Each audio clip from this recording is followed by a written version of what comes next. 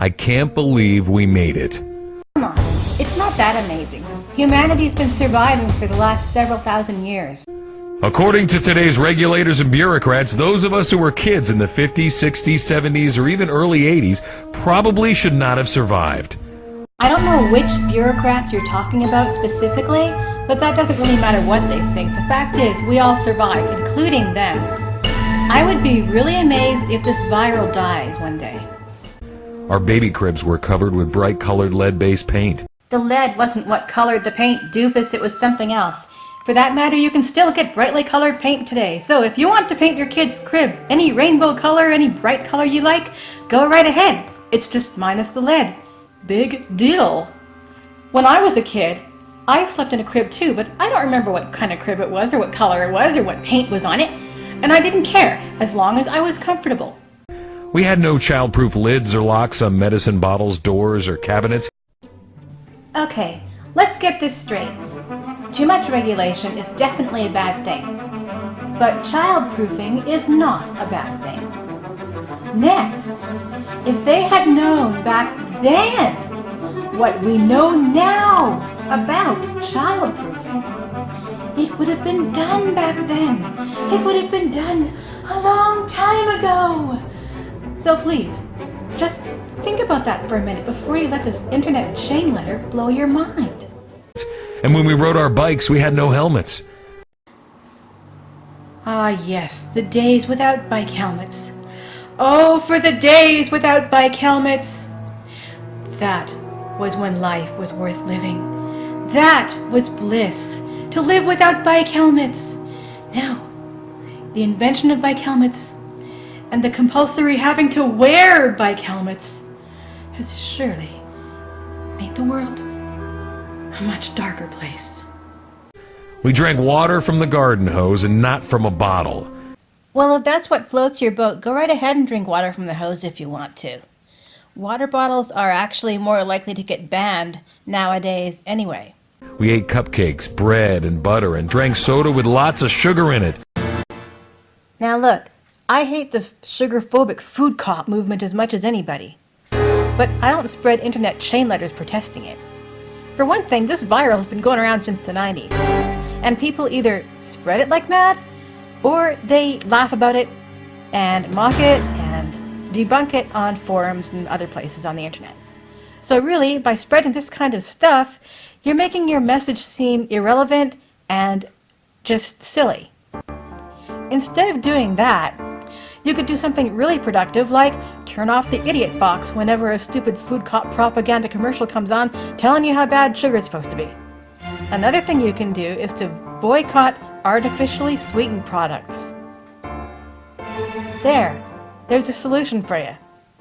But we were rarely overweight because we were always outside playing. Newsflash, hello! Fat people and skinny people have been with us since the beginning of time. Or at least since the beginning of the human race. We would leave home in the morning and play all day, as long as we were back when the street lights came on. When I was growing up, my friends and I weren't allowed to run amok like that.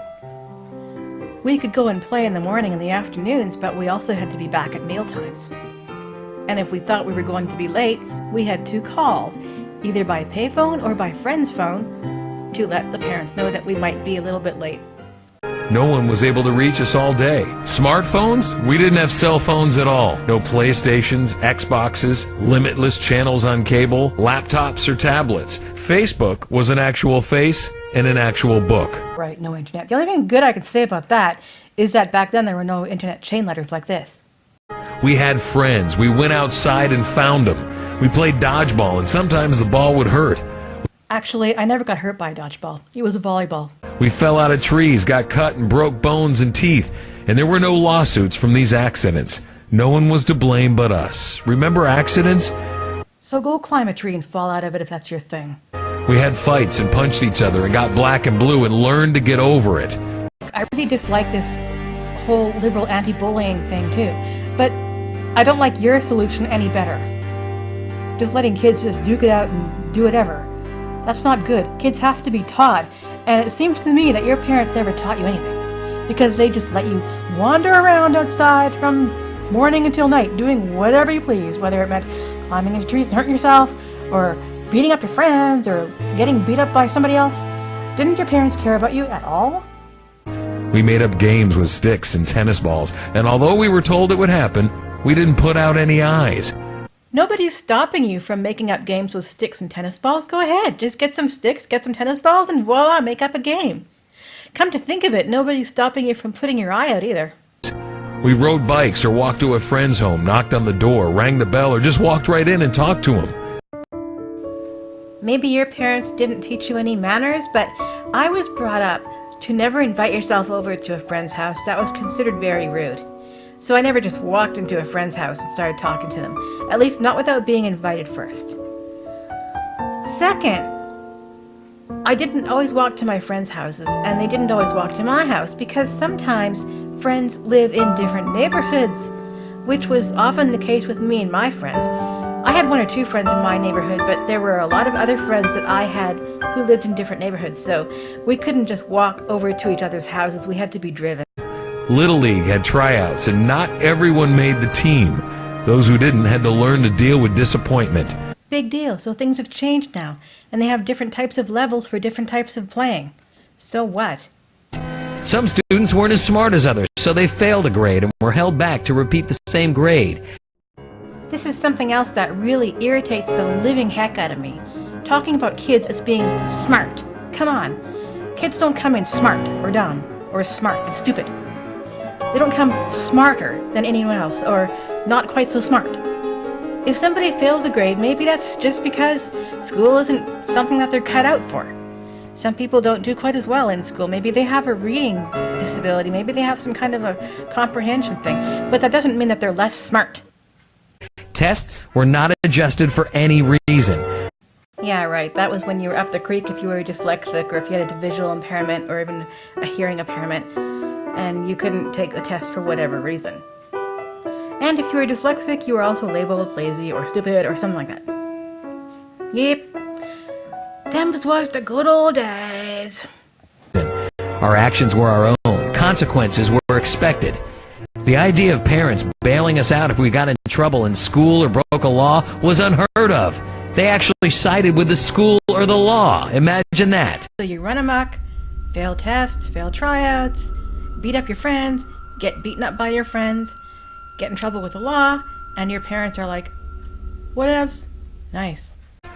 Now this generation has produced some of the best risk takers, problem solvers, and inventors ever. We had freedom, failure, success, and responsibility, and we learned how to deal with it. I have news for you. This phenomenon goes all the way back to the beginning of human history. If you've related to anything that was just said, you're one of them. Congratulations.